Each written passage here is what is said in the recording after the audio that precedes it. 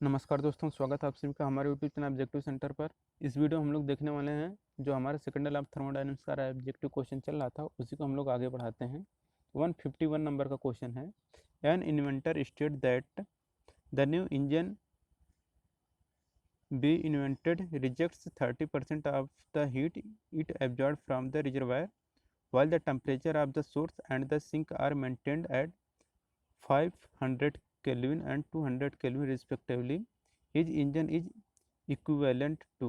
एक आविष्कारक कहता है कि उसके द्वारा आविष्कार किया गया नया इंजन जलाशय से अवशोषित ऊष्मा से 30% ऊष्मा निष्कासित करता है, जबकि ऊष्मा स्रोत जो है और सिंक का तापमान है क्रमशः 500 केल्विन और 200 केल्विन है। तो आविष्कारक की इंजन किसके समतुल्य होगी? यह जो समतुल्य होगा मतलब यह इम्पॉसिबल इंजन होगा। कैसे होगा आइए हम लोग देखते हैं।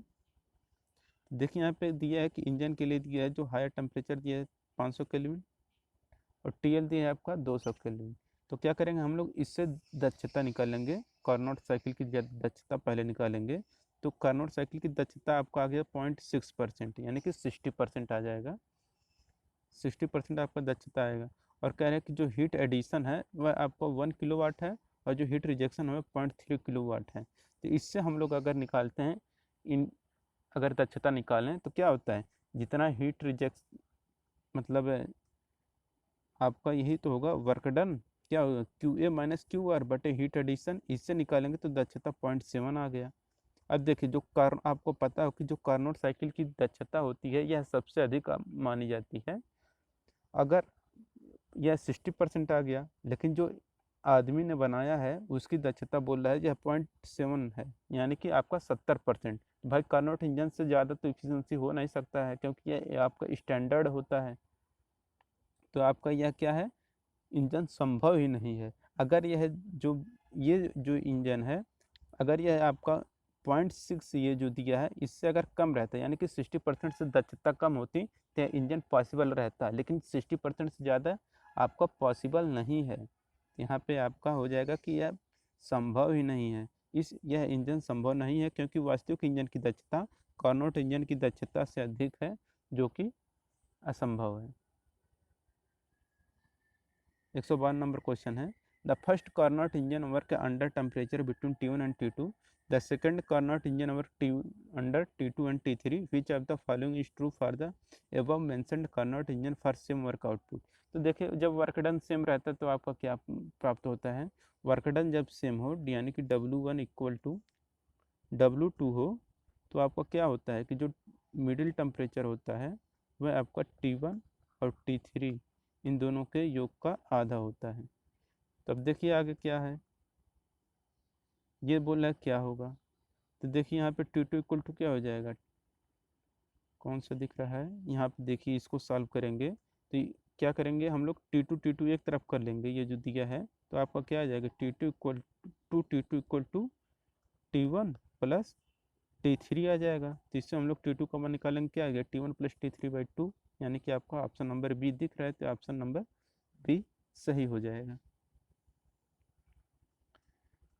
बाकी ये सब वही दिया है आपका। जब वर्क डन सेम हो तो क्या होगा कि T1 minus T2 equal to T2 minus T3 हो जाएगा। तो T2 का मान निकालेंगे, T1 प्लस T3/2 आ जाएगा। 153 नंबर क्वेश्चन है।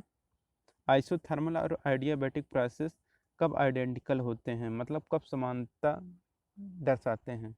जो आइसोथर्मल और आइडियाबैटिक प्रोसेस रहते हैं ये आइडेंटिकल होते हैं आपके एब्सोल्यूट जीरो टेम्परेचर पर, जिसका सी आंसर से हो जाएगा एब्सोल्यूट जीरो टेम्परेचर। जब समतापी और उद्दूष्म प्रक्रिया में समानता होगी, क्योंकि अणुओं के बीच कोई हलचल ही नहीं होगी एब्सोल्यूट जीरो टेम्परेचर पर। 154 नंबर क्वेश्चन है। Which one of the following expression is true for TDS equation. तो TDS समीकरण के लिए कौन सा अभिव्यक्ति सही है। तो TDS समीकरण जो रहता है यह आपका रहता है आपका DU प्लस TDV, यानी कि ऑप्शन नंबर बी जो दिख रहा है ये सही हो जाएगा। अब आप कहेंगे हमें रटने में दिक्कत हो रहा है तो कैसे हो रहा, तो आपको पता होगा कि फर्स्ट लॉ ऑफ थर्मोडायनेमिक्स आपको जानते ही होंगे कि होता है आपका कि जो Q होता है, यहाँ पे पेन चल नहीं रहा है, जो Q इक्वल टू रहता है आपका इंटरनल एनर्जी, सॉरी यहाँ पे जो Q रहता है यह आपका इंटरनल एनर्जी और वर्क डन के बराबर होता है। और आपको पता है जो एंट्रापी निकालते हैं हम लोग Q equal entropy S equal to हम लोग क्या निकालते हैं, डेल Q बाई T से निकालते हैं। इससे हम लोग डेल Q इक्वल टू निकालेंगे तो क्या हो जाएगा, TdS आ जाएगा ना, TdS यही आपका आ जाएगा, Q की जगह पे TdS आ जाता है। और यही पर इंटरनल एनर्जी U रहता है और वर्क डन जो रहता है आपका यह P इंटू डी वी होता, P इंटू वी होता ही है। यही आपका करेक्ट आंसर हो जाएगा option number B. 155 number question है, which are the following statement is incorrect, कौन सा कथन गलत है आपको बताना है। तो है आपका कि work is high grade energy, बिल्कुल सही है कि जो वर्क होता है ये आपका हाई ग्रेड एनर्जी होता है, तो ये ऑप्शन सही है। दूसरा है कि work and heat are not equivalent from the energy, मतलब हीट और वर्क दोनों आपके समकक्ष ऊर्जा नहीं है, ये भी बिल्कुल सही है, क्योंकि जो वर्क होता है ये आपका हाई ग्रेड एनर्जी होता है और जो ऊर्जा होता है ये आपका लो ग्रेड एनर्जी होता है। तो यही आगे लिखा है सी ऑप्शन कि heat is low grade energy, बिल्कुल सही है। वर्क डन आपका हाई ग्रेड एनर्जी होता है, जो हीट होता है यह लो ग्रेड एनर्जी होती है। लेकिन यहाँ पे टिक करें heat is high grade energy, बिल्कुल गलत। क्यों, क्योंकि ये आपका लो ग्रेड एनर्जी होता है। यहाँ पे पूछा कौन सा गलत है, तो ऑप्शन नंबर डी गलत हो जाएगा। तो यहाँ पे सही आंसर हो जाएगा option number D. 156 number question है, what is true for heat engine, उसमें इंजन के लिए क्या सत्य है। तो उसमें इंजन के लिए क्या सत्य है, तो देखिए efficiency of all engine is same, गलत। सभी इंजन की दक्षता समान होती है, गलत। कह रहा है बी ऑप्शन कि efficiency of all reversible engine is same, ये भी गलत है कि सभी प्रतिवर्ती इंजनों की दक्षता समान, गलत, ये भी है। कह रहा है कि efficiency of all reversible engine working between same temperature limit is same, बिल्कुल सही। अगर समान टेम्परेचर रेंज है तो उनमें क्या होगी, सभी इंजन की दक्षता समान होती है, समान टेम्परेचर रेंज पर इंजनों की दक्षता समान होती है, ये ऑप्शन सही है, ऑप्शन नंबर सी सही हो जाएगा। 157 नंबर क्वेश्चन है कि Kelvin Planck statement is applicable to, Kelvin Planck statement के बारे में कौन सा कथन सही कार्य करता है। तो देखिए जो रहता है केल्विन प्लैंक स्टेटमेंट पर आपका जो हीट इंजन रहता है यह कार्य करता है, केल्विन प्लैंक स्टेटमेंट पर आपका हीट इंजन कार्य करता है। जबकि जो हीट पंप और रेफ्रिजरेटर जो रहता है यह आपका क्लासियस स्टेटमेंट पर कार्य करता है। याद रखिएगा कि जो केल्विन प्लैंक रहता है यह आपका हीट इंजन कार्य करता है और हीट पंप और रेफ्रिजरेटर जो रहता है ये आपका क्लासिक स्टेटमेंट पर कार्य करता है। 158 नंबर क्वेश्चन है, the more effective way of increasing efficiency of Carnot engine is to, Carnot engine की दक्षता को बढ़ाने का प्रभावी तरीका क्या है। कार्नोट इंजन की दक्षता को बढ़ाने का जो प्रभावी तरीका होता है कि आप क्या करेंगे कि जो लोअर टेम्परेचर है उसको हम लोग क्या करेंगे और घटा देंगे। क्यों, क्योंकि देखिए जो इफिशियंसी का मान आता है ये रहता है T H minus T L upon T H. अगर हम लोग टी एच का मान अगर घटाएंगे तो इफिशियंसी आपकी घटने लगेगी। तो हम लोग सबसे प्रभावी तरीका क्या करते हैं, अगर आपको इंजन की दक्षता बढ़ाना है तो हम लोग क्या करेंगे, इंजन की दक्षता कब बढ़ेगा, जब इसका मान ज़्यादा हो, ऊपर जो है इसका मान ज़्यादा हो। ऊपर का मान ज़्यादा कब होगा, जब टी एल का मान हम मिनिमम से मिनिमम रखेंगे। जब टी एल का मान मिनिमम से मिनिमम रखेंगे तो हमारी दक्षता बढ़ जाएगी। यहाँ पे करेक्ट आंसर क्या हो जाएगा, इंक्रीज हायर टेम्परेचर, ये बिल्कुल गलत है। डिक्रीज हायर टेम्परेचर ये भी गलत है। और है इंक्रीज लोअर टेम्परेचर, गलत। हम लोग क्या करेंगे, लोअर टेम्परेचर को घटाएंगे, यानी कि ऑप्शन नंबर क्या हो जाएगा, ऑप्शन नंबर डी यही सही हो जाएगा कि हम लोग जो है लोअर टेम्परेचर इसको हम लोग और घटा देंगे। तो अब चलिए हम लोग चलते हैं नेक्स्ट क्वेश्चन पे। 159 नंबर क्वेश्चन है, the ratio of actual cycle efficiency to that of ideal cycle efficiency is called, वास्तविक चक्र दक्षता का आदर्श चक्र दक्षता के साथ अनुपात क्या कहलाता है। क्या कहलाता है, आपका इफिशियंसी रेशियो कहलाता है। तो 159 का करेक्ट आंसर हो जाएगा आपका option number C efficiency ratio. Efficiency ratio होता है या वास्तविक चक्र की दक्षता बटे आदर्श चक्र की दक्षता होती है। 160 नंबर क्वेश्चन है कि टीसी और टीएस समान तापमान के भी, सॉरी, टीसी यानी टी आपका कूलिंग टेम्परेचर और है आपका हीटिंग टेम्परेचर, तापमान के बीच तापीय जलाशय के प्रचालन के दौरान एक परिवर्ती चक्र में गुजर रहे तंत्र की अधिकतम तापीय दक्षता के लिए कौन सा फार्मूला सही होगा। इसके लिए जो फार्मूला होता है वही होता है, दक्षता इक्वल टू होता है 1 माइनस टी लोअर बटे टी हायर। तो लोअर टेम्परेचर यानी कि आपका कूलिंग टेम्परेचर हो जाएगा, हायर टेम्परेचर माता आपका हीटिंग टेम्परेचर। यहाँ पे करेक्ट आंसर क्या हो जाएगा, 1 माइनस टी सी अपन टी एच, यानी कि ऑप्शन नंबर सी दिख रहा है तो इसका ऑप्शन सी से हो जाएगा।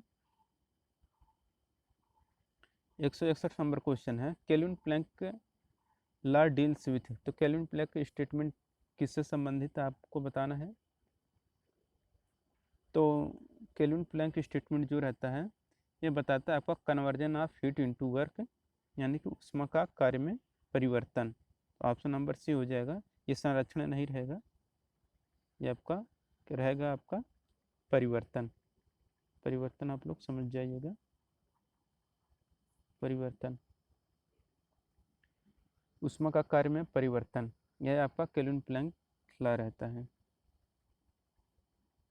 162 नंबर क्वेश्चन है कि जो है आपका डेल, मतलब यह है आपका सम है, सम रहता है आपका डेल क्यू अपॉन टी, अगर यह लेस देन जीरो है तो यह क्या, इसका अर्थ क्या होता है। तो इसका अर्थ यही होता है कि cycle is possible and irreversible है। तो इसका बी, सॉरी, डी आंसर से हो जाएगा, cycle is reversible, irreversible and possible. मतलब जो साइकिल है, चक्र है, यह पॉसिबल है और यह अनुत्क्रमणीय है। 162 का डी आंसर सही हो जाएगा। देखिए यही चीज आता है कि अगर साइक्लिक इंटीग्रल है, ये जो आपको ये दिख रहा है, ये आपका, ये जो दिख रहा है ये आपका ऐसे नहीं रहेगा, ये ऐसे रहेगा गोले में। Cyclic integral del Q upon T अगर यह आपका जीरो है तो आपका कहलाता है, यह आपका रिवर्सिबल साइकिल होता है। अगर यह डेल क्यू अपॉन टी, जो cyclic integral del Q upon T है, अगर यह लेस देन जीरो है तो यह आपका इरिवर्सिबल साइकिल कहलाता है। अगर यह डेल क्यू अपॉन टी अगर यह जीरो से अधिक आ रहा है, यह क्या होता है, इम्पॉसिबल होता है, यह साइकिल संभव ही नहीं रहता है। 163 नंबर क्वेश्चन है all steam engine work on, सभी ऊष्मा इंजन किस प्रकार करते हैं। तो जो भी स्टीम इंजन रहते हैं, भाप इंजन रहता है स्टीम इंजन, यह आपका कार्य करता है सेकंड लॉ ऑफ थर्मोडायनेमिक्स पर। तो इसका सी आंसर से हो जाएगा, सेकंड लॉ ऑफ थर्मोडायनेमिक्स। सभी भाप इंजन ऊष्मागतिकी के दूसरे नियम पर कार्य करते हैं और ऊष्मा को द्वितीय नियम के अनुसार किसी ऊष्मागतिकी चक्र को दी जाने वाली संपूर्ण ऊर्जा को पूर्णतः कार्य में परिवर्तित करना असंभव है। 164 नंबर क्वेश्चन है the efficiency of a reversible Carnot cycle operating between heat reservation temperature T1 and sink temperature T2 is given by, ऊष्मा कोश तापमान T1 और ऊष्मा अभिगम ताप T2 के मध्य कार्यरत प्रतिवर्ती कार्नोट साइकिल की दक्षता क्या होगी। तो इसकी जो दक्षता होगी यह होगा आपका T1 minus T2 upon T1 हो जाता है, यानी कि सी आंसर इसका सही हो जाएगा। यहाँ पे T1 आपका है आपका हायर टेम्परेचर और T2 है आपका लोअर टेम्परेचर। 165 नंबर क्वेश्चन है a frictionless heat engine can be 100% efficient only if the exhaust temperature is, एक घर्षणहीन ऊष्मा इंजन 100% दक्ष केवल तभी हो सकता है जब निकास तापमान हो, क्या हो, वह 0 केल्विन हो, एब्सोल्यूट 0 टेम्परेचर हो, तभी यह संभव होता है कि इंजन की दक्षता 100% हो। यहाँ पे इसका डी आंसर से हो जाएगा 0 केल्विन। देखिए यहाँ पे दिए है कि दक्षता equal to 1 minus T L upon T H. तो क्या होता है कि 100% दक्षता लाने के लिए क्या होगा, आपको जो टी एल का मान दिया है लोअर टेम्परेचर, यह आपका 0 केल्विन हो। 0 केल्विन होगा तो क्या होगा कि टी एच अपन टी एच आएगा तो टी एच से टी एच कट जाएगा, तो आपका 100% दक्षता हो जाएगा। 166 नंबर क्वेश्चन है, which law of thermodynamics states that conversion of heat into work is limited by the temperature at which conversion occur. ताप गति का कौन से नियम ऊष्मा का कार्य में रूपांतरण तापमान द्वारा सीमित है जिस पर रूपांतरण होता है? यह आपका रहता है द्वितीय नियम, जिसका बी आंसर से हो जाएगा सेकंड लॉ। ऊष्मागतिकी के द्वितीय नियम के अनुसार कोई निकाय जो किसी चक्र पर ऑपरेट कर रहा है तथा ऊष्मा को प्राप्त करके कार्य में परिवर्तित कर रहा है, उसमें ऊष्मा की हानि अवश्य होती है। ऊष्मागतिकी के द्वितीय नियम से हम उसे एंट्रॉपी का फलन प्राप्त होता है। 167 नंबर क्वेश्चन है, in which cycle all the four process are not reversible. किस चक्र में चारों प्रक्रम उत्क्रमणीय नहीं होते हैं, आपको बताना है। तो जिसमें चारों प्रक्रम उत्क्रमणीय नहीं रहते हैं वह आपका वेपर कंप्रेशन साइकिल होता है, तो इसका सी आंसर से हो जाएगा वेपर कंप्रेशन साइकिल। देखिए वेपर कंप्रेशन साइकिल में जो प्रोसेस होते हैं हम आपको बता रहे हैं, तो देखिए एक तो होता है आपका रिवर्सिबल एडियाबैटिक कंप्रेशन, दूसरा रहता है आपका हीट रिजेक्शन स्थिर दाब पर जो कि होता है, तीसरा रहता है आपका आइसेंथैल्पिक प्रोसेस, चौथा आपका रहता है हीट एडिशन, ये भी आपका स्थिर दाब पर होता है। और आइसेंथैल्पिक प्रोसेस इरिवर्सिबल प्रोसेस है, जबकि कार्नोट साइकिल और जूल साइकिल में कोई इरिवर्सिबल प्रोसेस नहीं होता है। 168 नंबर क्वेश्चन है, second law of thermodynamics defines. ऊष्मागतिकी का द्वितीय नियम किसे परिभाषित करता है, आपको बताना है। ऑप्शन है एंट्रोपी, एंथैल्पी, हीट, वर्क। तो सेकंड लॉ ऑफ थर्मोडायनेमिक्स जो रहता है यह आपका एंट्रोपी को बताता है, जिसका ए आंसर से हो जाएगा एंट्रोपी। और जो आपका रहता है जीरो लॉ टेम्परेचर को बताता है, फर्स्ट लॉ आपको इंटरनल एनर्जी को बताता है, सेकंड लॉ आप जान ही रहे हैं एंट्रोपी। 169 नंबर क्वेश्चन है, if a graph is plotted for absolute temperature as a function of entropy then the area under the curve would give the. यदि एक ग्राफ की रचना निरपेक्ष तापक्रम के लिए की जाती है जिसका तापक्रम एंट्रोपी का फलन हो, तब चक्र के अंदर का क्षेत्रफल क्या होगा? तो जो चक्र के अंदर का जो क्षेत्रफल होगा वह होगा आपका कि अमाउंट ऑफ हीट सप्लाइड, ऊष्मा की प्रदाय मात्रा को बताता है। यही देखिए कह रहा है कि यही अगर आपका टी एस डायग्राम है तो कह रहा है कि अंडर इसके जो नीचे का एरिया है जो ये दिख रहा है यह क्या बताता है, तो आपका वर्क डन को बताता है, कार्य को, यानी कि हीट सप्लाइड को बताता है। सॉरी, यह जो रहता है टी एस डायग्राम के नीचे का जो एरिया रहता है यह आपका बताता है ऊष्मा को, लेकिन जो पीवी डायग्राम रहता है उसके नीचे का एरिया जो रहता है वो वर्क डन बताता है। 170 नंबर क्वेश्चन है, according to Clausius statement. Clausius statement क्या कहता है? तो क्लासेस स्टेटमेंट यही कहता है कि heat flow from hot substance to cold substance unaided. ऊष्मा बिना बाह्य कार्य के गर्म पदार्थ से ठंडा प्रवाह की ओर बहती है। और इसके बाद ये भी आपका ऑप्शन नंबर सी भी सही है कि heat flow from cold substance to hot substance with aid of external work, यानी कि ऊष्मा बाह्य कार्य की सहायता से ठंडे पदार्थ से गर्म की ओर बहती है। अगर हम लोग ठंडे पदार्थ से गर्म पदार्थ की ओर ऊष्मा को अगर ले जाना चाहते हैं तो हम लोग उससे क्या करते हैं, कार्य देना पड़ता है। यानी कि बी और सी ऑप्शन सही है, यानी कि ऑप्शन नंबर डी इसका सही हो जाएगा। उपरोक्त बी और सी दोनों कथन सही हैं।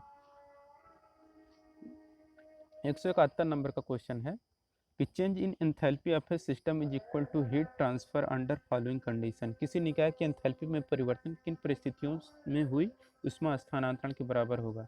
ऑप्शन है at constant temperature, at constant pressure, at constant volume, none of these.